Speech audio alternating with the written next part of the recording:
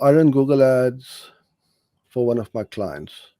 Ad got approved, but no spending, no clicks, no only 2 impressions for the last 2 days.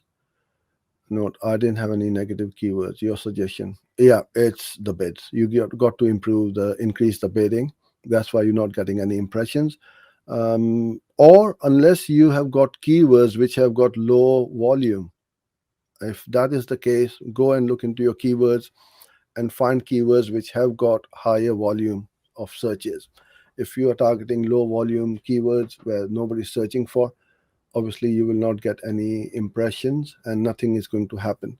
So two things I would do is look at the go into your keyword planner, look at keywords which have got more than 200-300 searches per month at least as a bare minimum to get going. And secondly, increase your